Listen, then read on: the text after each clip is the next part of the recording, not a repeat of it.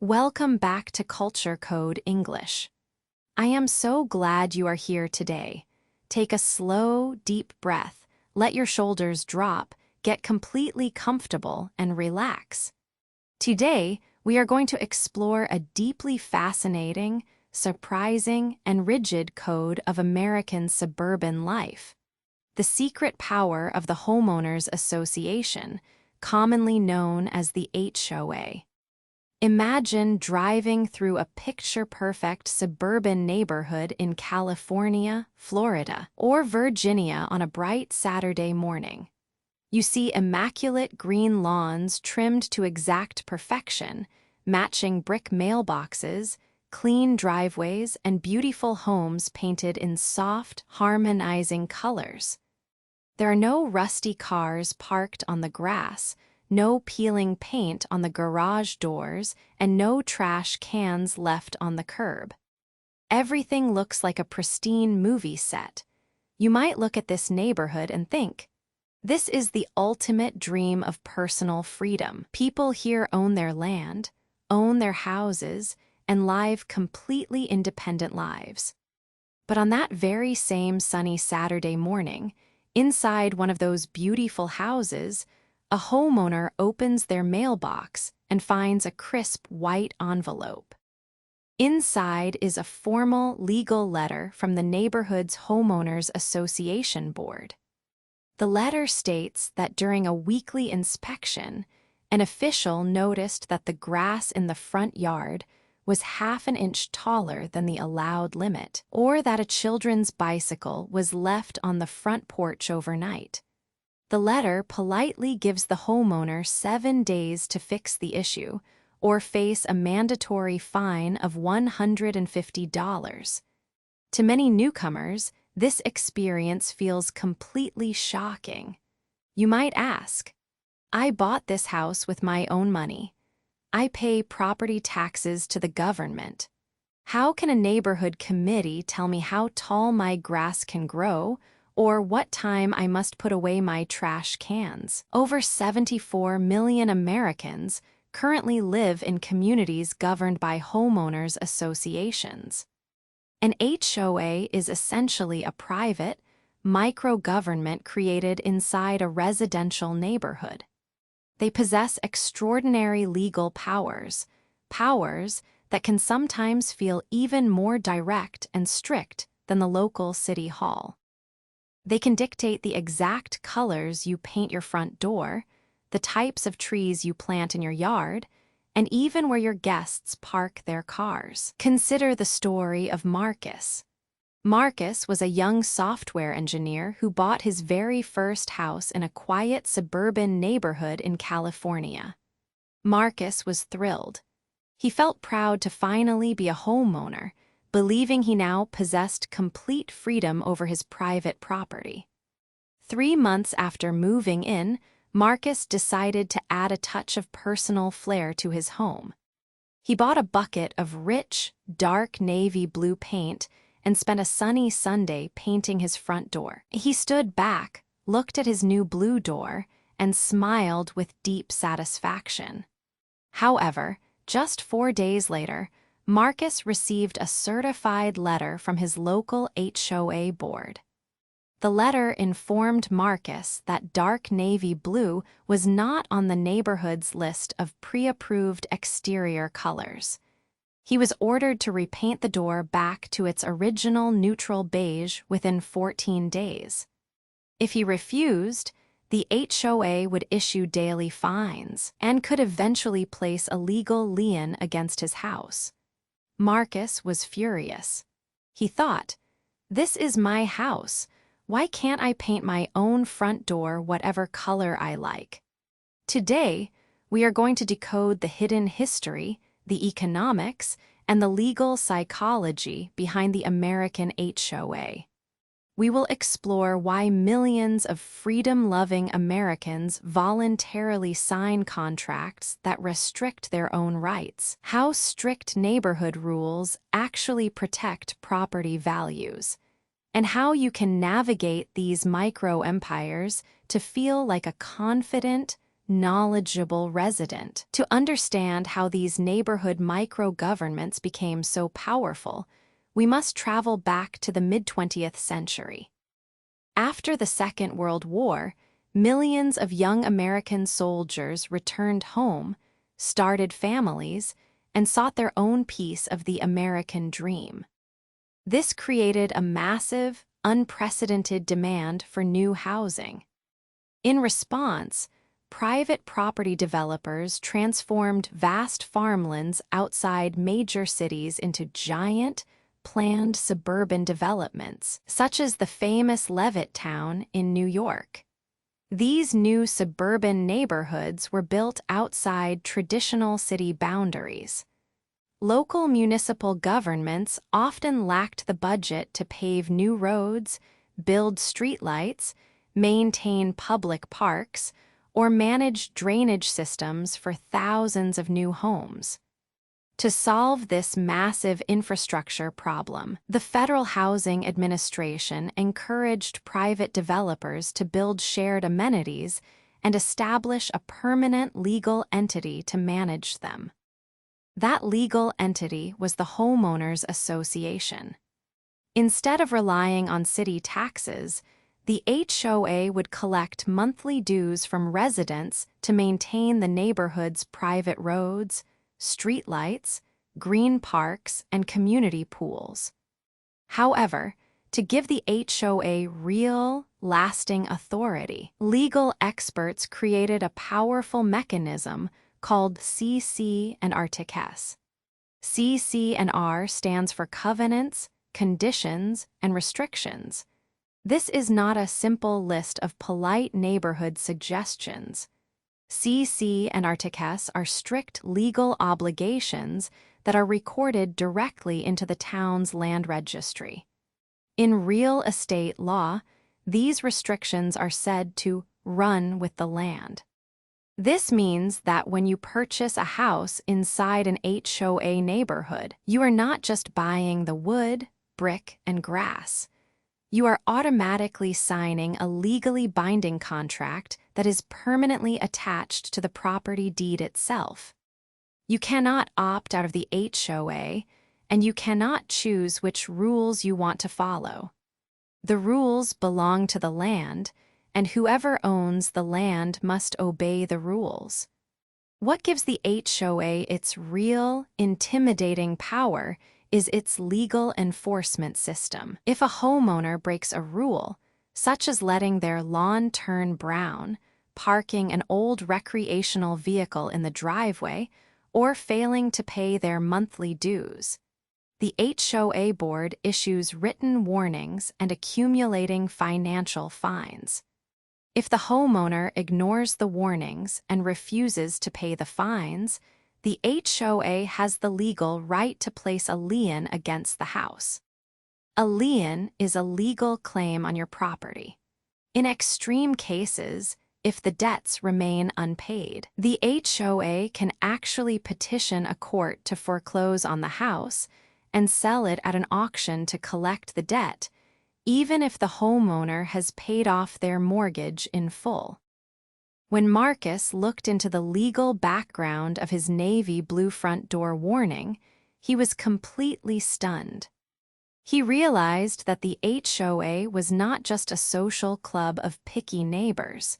It was a legally armed corporate entity backed by state property law. This left Marcus with a profound question.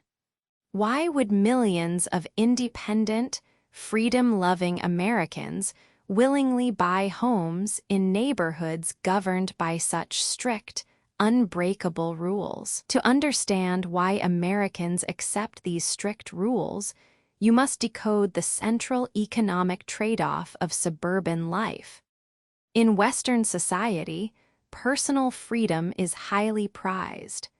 But there is one thing Americans value just as much: individual financial security.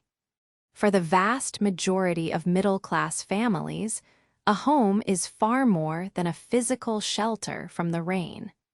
It is the single largest financial investment of their lifetime, representing the majority of their net worth. When you invest hundreds of thousands of dollars into a house, your financial future becomes tightly linked to the behavior of the people living next door. In a neighborhood without rules, a single careless neighbor can ruin your financial security. If the person next door stops watering their lawn, allows trash to pile up in their front yard, or parks 3 rusted, broken cars on their driveway, potential homebuyers will quickly walk away. Studies show that a single neglected, messy property can lower the resale value of nearby homes by 10 to 15%. This is where the secret economic purpose of the HOA becomes clear. The HOA is essentially a collective financial insurance policy.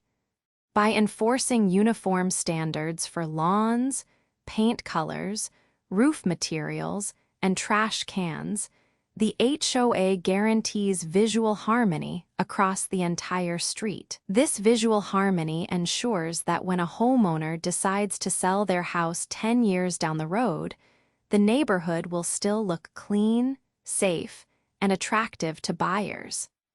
Americans willingly surrender a small slice of their aesthetic freedom in exchange for long-term property protection. This realization completely changed Marcus's perspective. Feeling frustrated about his navy blue door warning, Marcus walked across the street to speak with his neighbor, David, a retired teacher who had lived in the neighborhood for 15 years. Marcus asked David, "Why is the board being so strict about a simple door color? It's just paint." David smiled gently and pointed down the road toward a neighboring community that had no HOA rules. "Marcus," David explained calmly, 10 years ago, my brother bought a lovely house in a non-HOA neighborhood. A year later, his next-door neighbor converted his front lawn into an outdoor auto repair shop, leaving broken tires and dark oil stains on the grass. When my brother tried to sell his house to move closer to his grandchildren, no buyer would offer a fair price. He lost $50,000 simply because his neighbor had no rules to follow. David looked at Marcus and added, "The beige door rule feels annoying today, but it ensures that your $600,000 investment stays safe tomorrow. We sacrifice a tiny bit of individual freedom so that none of us lose our hard-earned savings." Standing on his driveway, Marcus looked back at his house. For the first time, he saw the strict HOA rules not as a cold prison, but as a shared contract of mutual financial protection. Understanding the economic purpose of the HOA was the first step for Marcus. But he soon discovered another key truth. The Homeowners Association is not a distant, cold bureaucracy. It is actually a hyperlocal micro-democracy.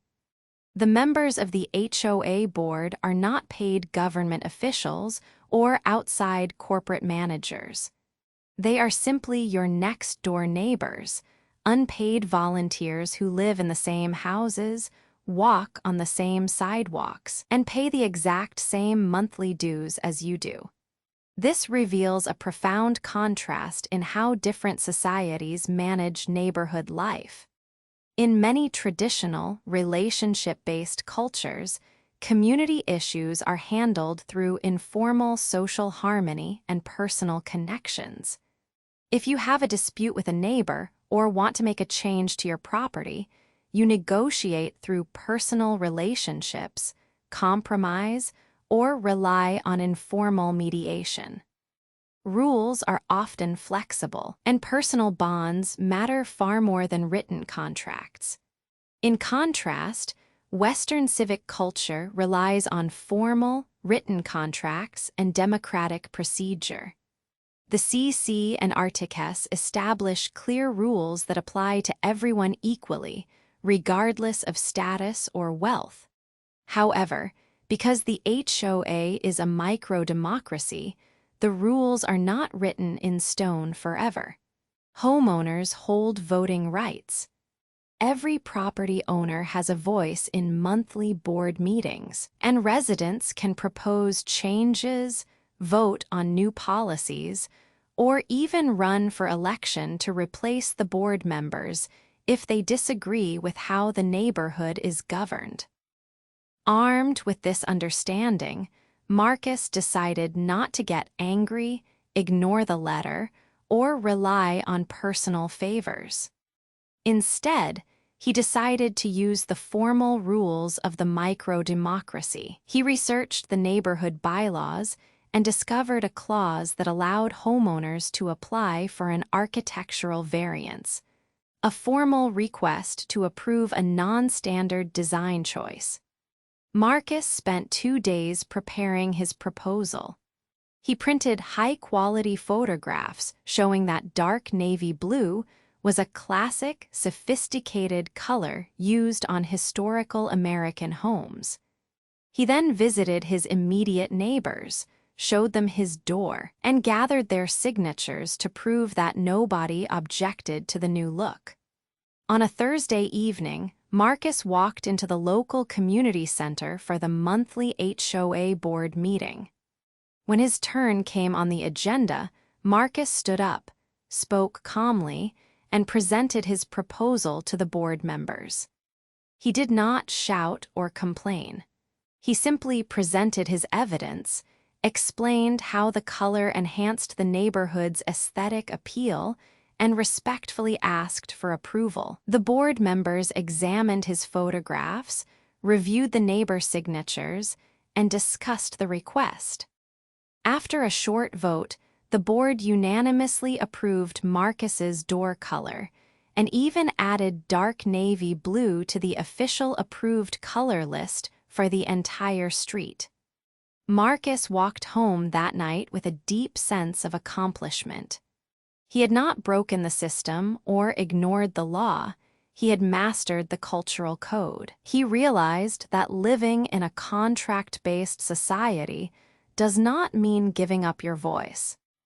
It means learning how to use procedure, respect, and clear communication to create positive change within your community. How can you use this knowledge to navigate daily life in an American suburban neighborhood with total peace of mind?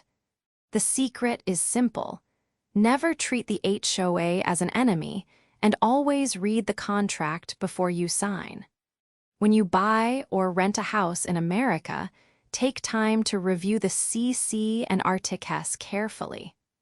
Look at the rules regarding pet sizes, vehicle parking, lawn maintenance, and home renovations. Understanding these guidelines in advance prevents unexpected surprises and allows you to enjoy your neighborhood without stress. Remember that these rules are not designed to destroy your personal freedom. They are designed to protect your home's financial value and preserve neighborhood peace for everyone. If you ever disagree with a rule or receive a warning letter, do what Marcus did. Do not panic and do not react with anger. Western civic culture deeply respects people who know how to use formal procedures. Attend your monthly board meetings, speak politely to your neighbors, and participate in community votes. By taking an active role in your local HOA, you transform yourself from a passive resident into a true stakeholder of your community. Look at how far you have already come in today's lesson. You have just listened to a complex, detailed, and deep exploration of real estate law, American suburban history, and community psychology completely in English. You did not rely on boring grammar worksheets or dry vocabulary sheets. Your brain naturally followed the story, absorbed the cultural context, and adapted to the rhythm of natural spoken English. Feel proud of your quiet dedication today. Be patient with your mind. Mastering a language is not a stressful race. It is like watching a magnificent oak tree grow strong roots day by day. Every story you listen to, every cultural code you unravel, and every quiet minute you spend here is retraining your ears to think directly in English without translating in your head. Consistency is your ultimate strength. Just 15 to 20 minutes of peaceful listening every single day will create extraordinary results over time. If you enjoyed discovering the secret history behind the Homeowners Association today, and if you are ready to make daily listening a natural part of your English journey, make a simple, powerful promise to yourself right now. Leave a mark of your growth in the comments below. Type "Rules keep US free" in the comments right now. By writing these 4 words, you are locking in your commitment to growth. You are telling your brain that you understand the hidden codes of Western society and that you are building the confidence to belong anywhere. Thank you so much for spending this peaceful, meaningful time learning with me today on Culture Code English. Keep listening, keep practicing with patience, and never lose your curiosity. I look forward to decoding another fascinating piece of our world with you very soon. Have a wonderful, relaxing day, and keep listening every single day.